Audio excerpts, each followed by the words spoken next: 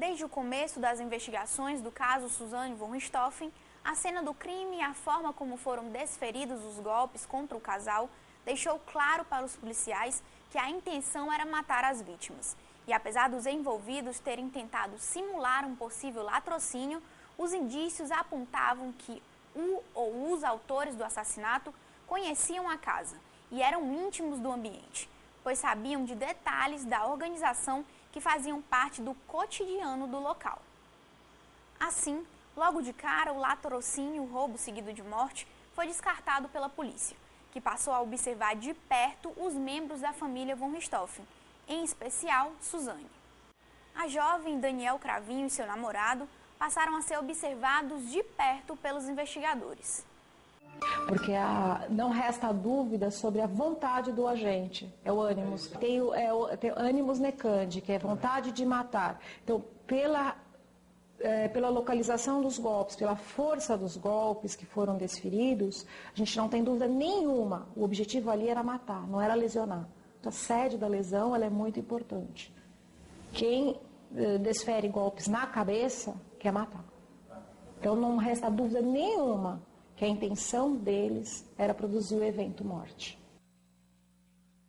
Então, mas embora tenha se perdido a arma do crime, tem N outros elementos que comprovam a participação deles. O local fala. Você precisa entender a língua que ele está falando. É um exemplo do Richthofen. Chega na cômoda, no quarto do casal, algumas gavetas abertas, algumas bijuterias básicas jogadas no chão, tá? O closet, a parte onde tem os sapatos, que tinha um fundo falso do closet, estava aberto. Os quartos todos impecáveis. A casa é tão impecável que parecia que não era habitada. Não tinha nada fora do lugar. A casa inteira. O procedimento de um latrocida, ele tem uma forma de vasculha. Então, isso aí é analisado. Então, sabia já de cara, a pessoa que cometeu esse crime era íntimo da casa.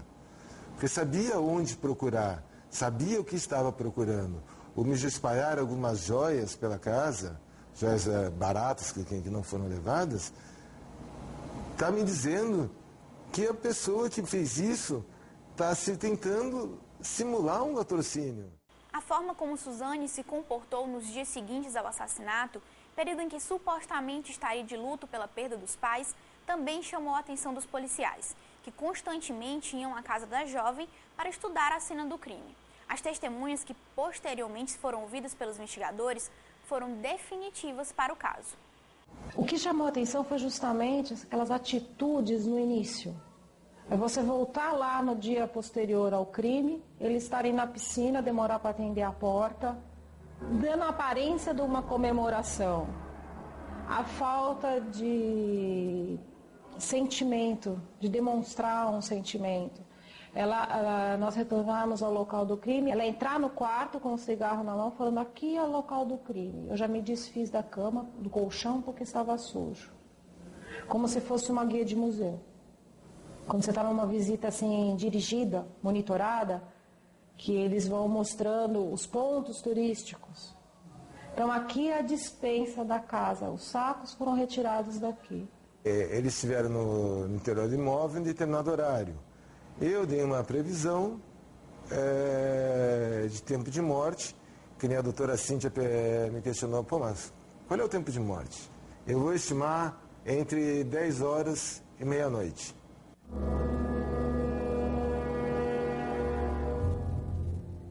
Eles estiveram na casa por volta das 11 horas, das 23 horas. Como é que foi comprovado isso? Vigia da rua. Porque o vigia da rua, a guarita era próxima, e ele estava assistindo um jogo Corinthians e Flamengo. E o único carro que ele viu se movimentando na rua foi o carro dela. Entrando na casa e saindo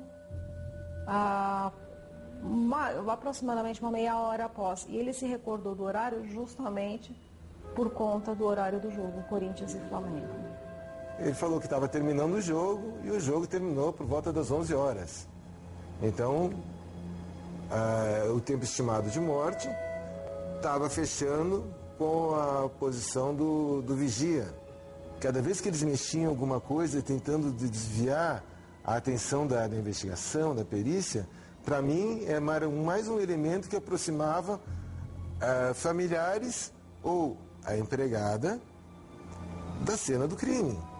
Enquanto eu estava no local, eles estavam na equipe lá na divisão de homicídios, sendo ouvidos.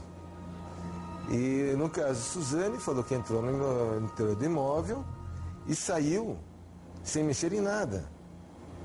Mas ela foi capaz de dizer, isso por telefone, o delegado conversando comigo, que ela tinha visto uma pasta onde o pai dela guardava, por exemplo, $5.000, 3.500 euros, 10 mil reais. Ela tinha a precisão da quantidade que se encontrava na mala. Aí ela falou, não, mas a mala está cortada.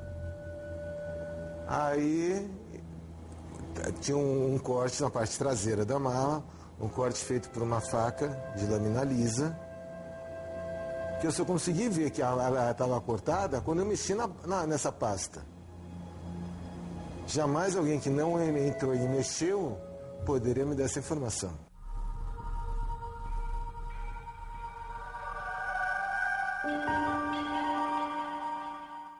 A presença do casal de namorados na delegacia passou a ser constante, principalmente porque em cada depoimento eles acabavam se contradizendo, comportamento que acabou concretizando o envolvimento deles para a polícia.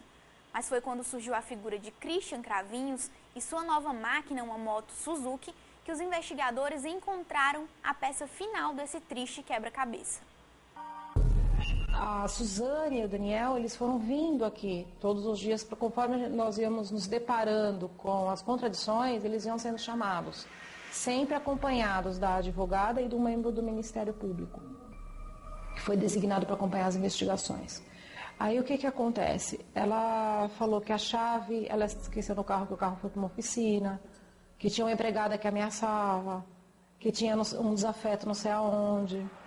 Aí o que aconteceu? Nós fomos checando. Chegou uma hora que não podia ser ninguém senão eles.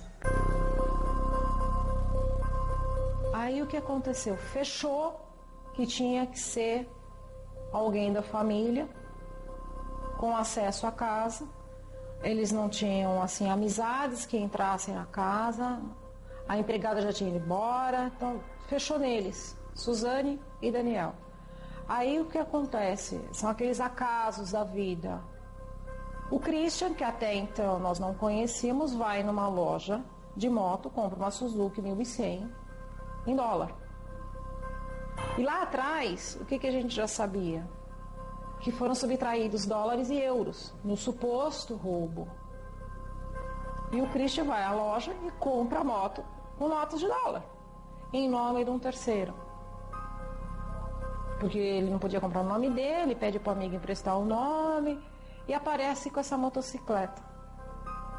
O lojista, naquela época todos estavam acompanhando assim pela televisão o desenrolar desse caso, deu a notícia para um policial. Olha, tem uma pessoa aqui comprando uma moto nova. Aí o Christian vem para cá, era à noite de uma quinta-feira, já estava fazendo, se não me engano, uma semana do fato. E nós estávamos já nos preparando para fazer uma cariação, até então, entre Daniel, Suzane e o pai do Daniel, porque havia umas contradições.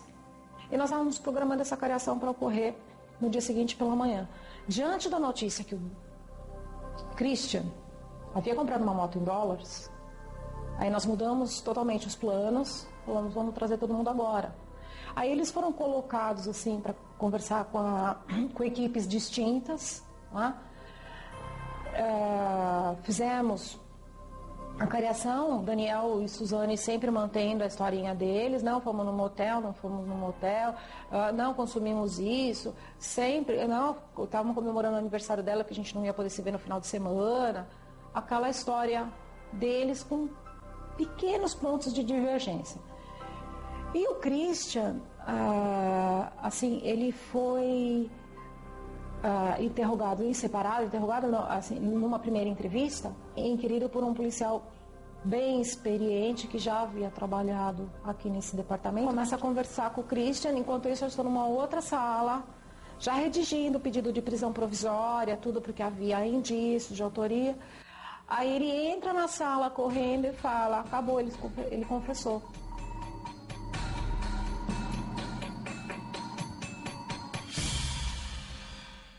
Chegou o momento de mais um pequeno intervalo comercial, mas em instantes voltaremos com mais DOC em Destaque.